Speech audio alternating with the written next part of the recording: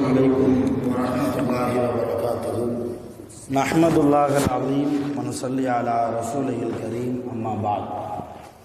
அருமையான ஜமாத்தார்களே, பெரியவர்களே, அல்லாஹ்வின் கிருபையால் ஃபஜ்ருடைய தொழுகையை இமாம் ஜமாத்தோடு தொழுதுவிட்டு குர்ஆனின் விளக்கத்தை தெரிந்து கொள்வதற்காக நாம் அமர்ந்திருக்கிறோம்.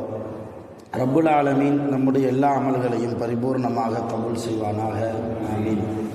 கயிறு பரக்கத்துகள் நிறைந்த நாளாக, கெட்ட முடிவுகளை விட்டும் முசீபத்துகளை விட்டும் உலகத்தின் ஆபத்துகள் அல்லாஹ்வின் படைப்புகளின் தீங்குகளை விட்டும் பாதுகாப்பு பெற்ற நாளாக அல்லாஹ் இந்த நாளை நமக்கு அமைத்து தருவானாக. ஆமீன். அருமையான பெரியோர்களே, இதஸ்ஸமாஉன் ஷக்கத் என்கிற சூரா, இந்த சூறாவில் அல்லாஹ் மொத்தம் 25 வசனங்களை அல்லாஹ் வைத்திருக்கிறான். இந்த சூறாவில் மறுமை நாள் ஏற்படுகிற போது என்ன நடக்கும், மறுமை நாளில் என்ன நடக்கும், நபி ஸல்லல்லாஹு அலைஹி வஸல்லம் அவர்கள் காலத்தில் வாழ்ந்த காஃபிர்களுடைய நிலைமை, இறை நிராகரிப்பாளர்களுடைய நிலைமை எப்படி இருந்தது, யாருக்கு தான் எல்லையில்லாத கூலி என்பதை அல்லாஹ் இந்த சூறாவில் வைத்திருக்கிறார்.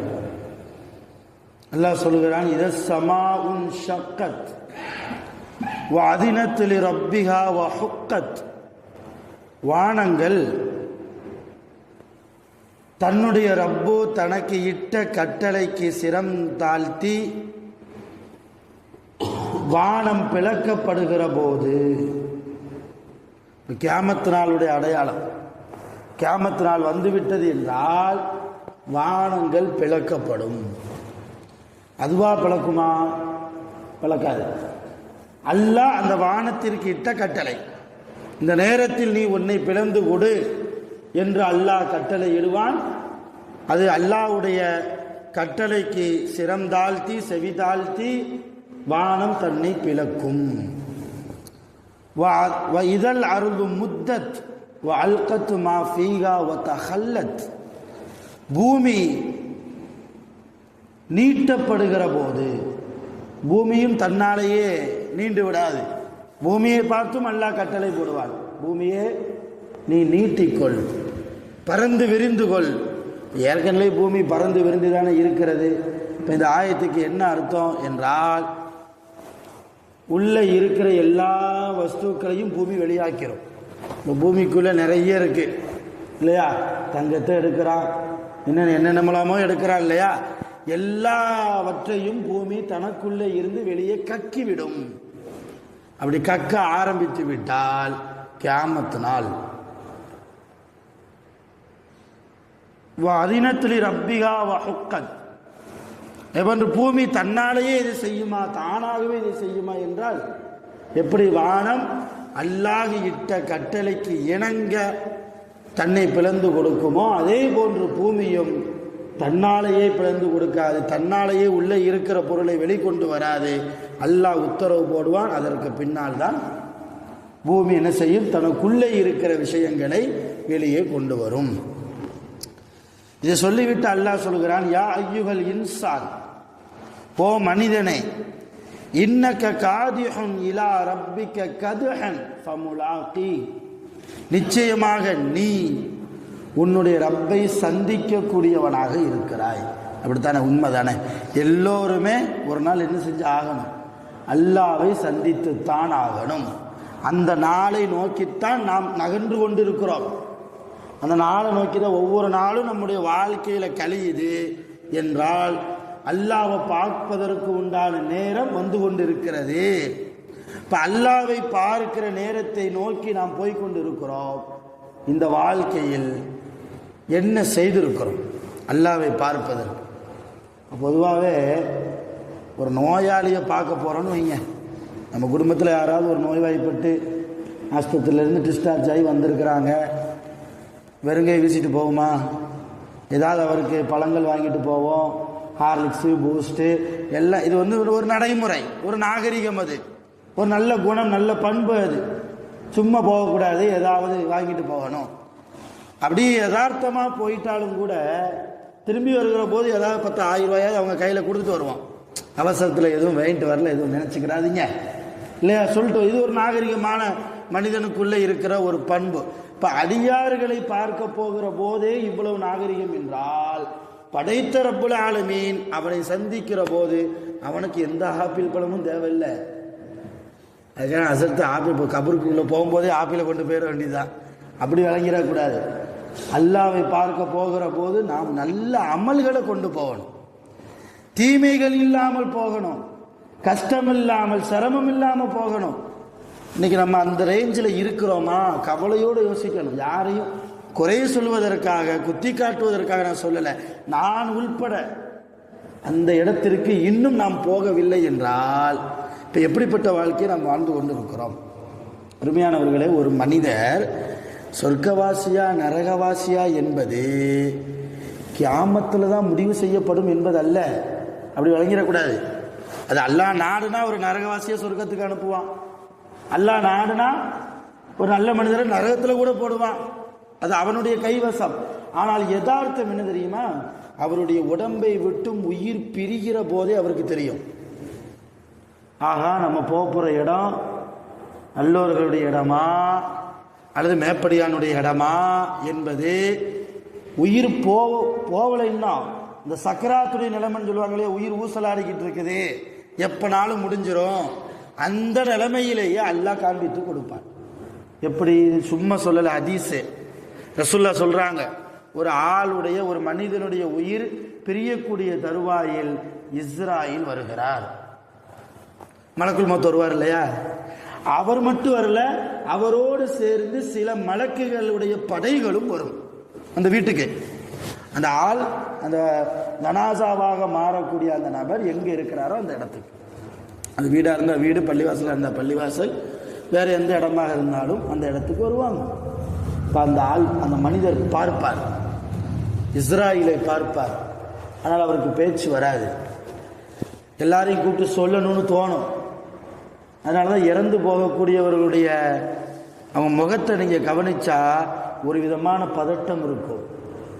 கண்ணு ஒரு இடத்துல நிற்காது, சுற்றி சுற்றி ரவுண்ட் அடிக்கும் கண்கள். காரணம், அவர்கள் மலக்கை பார்க்கிறார்கள். மலக்கை பார்க்குறேன், கூப்பிட்டு சொல்லணும்னு தோணும். இங்கே நிற்கிறாரு இஸ்ராயில், நான் பார்க்கிறேன், இங்கே மலக்கள் இருக்கிறார்கள். வாசலையே பார்ப்பாங்க, வாசலில் மலக்குகள் நிற்பார்கள். ஆனால் எப்போ அவர் முடிவு செய்வார் தெரியுமா? நான் சொர்க்கவாசி நான் நரகவாசி என்பதை மலக்குகளுடைய கோலத்தை வைத்து, அவங்களுடைய ட்ரெஸ் கோடை வைத்து, நல்ல ஆடையில் நறுமணம் கமல கமல அந்த மனிதருடைய உயிர் பிரிகிற அந்த நேரத்தில் மலக்குகள் எல்லாம் வந்தார்கள் என்றால் அவர் சோனவாசி. பார்ப்பதற்கே கொடூரமாக கைகளில் ஆயுதங்களை வைத்துக் கொண்டு, ஹதீஸ்ல வருது, கோடாரியெல்லாம் வச்சுட்டு வருவாங்களாம். கோடாரிகள் மிக நரகத்தினுடைய கோடாரிகள். அது நாம தயாரிக்கிற உலகத்தில் மரத்தை வெற்ற பயன்படுத்தக்கூடிய அந்த கோடாரி மாதிரி நினைச்சுக்கூடக்கூடாது. இது சிந்தனைக்கே எட்டாத கோடாரி.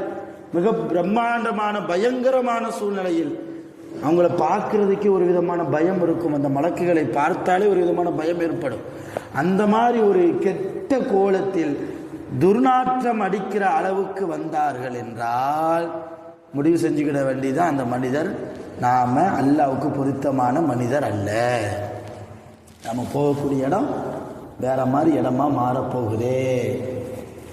இதற்கு மேல் மிச்சமாக இஸ்ராயில் சொல்வார், யா ஐயத்துகன் நஃப்சுல் முத்மையின்னா, ஓ நிம்மதி பெற்ற ஆன்மாவே என்று நம்மை அழைத்து விட்டால் நம்ம சொர்க்கவாசி.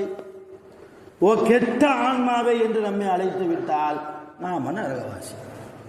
அப்போ கபருக்கு போவதற்கு முன்னாலேயே அல்லாஹ் ஒரு மனிதன் சுவனவாசியா அல்லது நரகவாசியா என்பதை ஒரு மனிதனுக்கு அல்லாஹ் காண்பித்து கொடுக்கிறான். அதே போன்று கபரில் வைத்ததற்கு பின்னாலும் இப்படியே கியாமத் நாள் வருவதற்கு முன்னாலேயே அல்லாஹ் ஒரு மனிதன் எங்கே போகக்கூடியவன் என்பதை ஹதீஸ்களின் மூலமாக நமக்கு ரசூலுல்லாஹி ஸல்லல்லாஹு அலைஹி வஸல்லம் அவர்கள் கூறுகிறார்கள். என்றால் இதிலிருந்து என்ன படிப்பனையை நம்ம பெறணும்? உலகத்தில் வாழ்கிற போது அல்லாஹ்வுடைய சிந்தனையில் வாழணும், அல்லாஹ்வுடைய பயத்தால் வாழணும். ஏதோ காலையில் எந்திரிச்சோம், முடிஞ்ச அளவுக்கு தொழுதோம், சம்பாதிச்சோம், சாப்பிட்டோம், உறங்கினோம். இது இஸ்லாமியர்களுடைய வாழ்க்கை அல்ல. நேற்று ஒரு 100 நன்மை நான் செய்தேனா இன்றைக்கி நான் 200 நன்மை செய்யணும். நேற்று நான் ஒரு 100 தீமை செய்தேனா இன்றைக்கி அந்த 100ஐ விட கம்மியாகணும் என்கிற ஒரு பாதையை நோக்கி எல்லா மூமின்களும் என்ன செய்யணும்? பயணப்பட வேண்டும். நாளை கியாமத்தில் அல்லாஹ் நாம் செய்யக்கூடிய ஒவ்வொரு செயல்களும் நம்முடைய ஏடுகளில் பதிவாய் கொண்டே இருக்கிறது. வலது தோள் புஜத்தில் ஒரு மலக்கு இருக்கிறார், நம்முடைய இடது தோள் புஜத்தில் ஒரு மலக்கு இருக்கிறார். நாம் என்ன நன்மைகளை செய்கிறோமோ எல்லா நன்மைகளையும் வலது புஜத்தில் இருக்கக்கூடிய மலக்கு அவருடைய பதிவேட்டில் எழுதி கொண்டே இருக்கிறார். அதே போல நாம் என்ன தீமை செய்கிறோமோ எல்லா தீமைகளையும் இடது புஜத்தில் இருக்கக்கூடிய அந்த மலக்கு எழுதி கொண்டே இருக்கிறார். இந்த ஏடு இருக்கு இல்லையா, நம்முடைய நன்மை தீமையினுடைய ஏடு, இதை அல்லாஹ் கியாமத்தில் நமக்கு தருவான். மலக்குகள் மூலமா விசாரணைக்கெல்லாம் முன்னால எந்த மலக்கு எந்த மனிதருக்கு அவருடைய ஏடுகளை வலது கரத்தால் கொடுக்கிறாரோ, அவருடைய வலது கரத்தில் மலக்கு கொடுக்கிறாரோ அவர் சோனவாசி, அந்த மனிதர் சூனவாசி. எந்த மனிதருடைய ஏடுகளை அந்த மனிதருடைய முதுகுக்கு பின்னால் நின்று இடது கையால் அந்த மனிதர் இடது கையில் வாங்குகிற அளவுக்கு கொடுக்கிறாரோ அந்த மனிதருக்கு கேள்வி கணக்கு மிக பயங்கரம் இருக்கும். அவர் நரகத்துக்கு போவதற்கு 99.9% வாய்ப்புகள் உண்டு. அதைத்தான் அல்லாஹ் அடுத்த ஆயத்தில் சொல்கிறார். என்ன சொல்கிறான் என்பதை இன்ஷா அல்லாஹ் அடுத்து நாம் இந்த நாளைக்கு இந்த ஆயத்தினுடைய அர்த்தங்களை நாம் தெரிந்து கொள்வோம். ஆக சுருக்கமாக இந்த சூறாவின் மூலமாக நாம் பெறக்கூடிய மிக முக்கியமான படிப்பினை தக்குவா, அல்லாஹ்வை பயப்படுதல். எங்கே இருந்தாலும் அல்லாஹ் நம்ம கூட இருக்கிறா என்கிற சிந்தனை. அல்லாஹ் சொல்றா, வஹுவ மஅக்கும் ஐனமா குன்தும், நீங்க எங்க இருந்தாலும் உன்னோட நான் இருக்கிறேன் என்கிறான் அல்லாஹ். ஐனமா துவல்லு ஃபஸம்ம வஜ்ஹுல்லாஹ். இன்னொரு இடத்துல அல்லாஹ் சொல்றான், நீ எங்க திரும்பினாலும் அங்க அல்லாஹ்வுடைய முகம்தான் இருக்குது. நீ அல்லாஹ் பார்க்கல, நான் பாவம் செய்கிறேன்னு நினைக்கிற, எல்லா இடத்திலையும் அல்லாஹ் உன்னை கண்காணித்து கொண்டு இருக்கிறான் என்கிற பயத்தோடு நாம் வாழ்ந்தால் நிச்சயம் நம்முடைய கபருடைய வாழ்க்கை சந்தோஷமான வாழ்க்கையாக அமையும். கியாமத்துடைய வாழ்க்கை வெற்றி குறித்தான வாழ்க்கையாக அமையும். வல்ல ரஹ்மான் அதற்குண்டான எல்லா தௌஃபீக்கையும் நம் அனைவர்களுக்கும் நிரப்பமாக தந்து அருள் புரிவானாக. ஆகிரு தஅவானா அல்ஹம்துலில்லாஹி ரப்பில் ஆலமீன். சுப்ஹானல்லாஹி வ பிஹம்திஹி சுப்ஹானல்லாஹி வ பிஹம்திஹி அஷ்ஹது அன் லா இலாஹா இல்லா அன்த அஸ்தக்ஃபிருக வ அத்தூபு இலைக். ஆமீன். சுப்ஹானல்லாஹி வ பிஹம்திஹி அம்மா யஸிஃபூன். அஸ்ஸலாமு அலைக்கும் வரஹ்மத்துல்லாஹி வபரகாத்துஹு. ஸல்லல்லாஹு அலைஹி வஸல்லம்.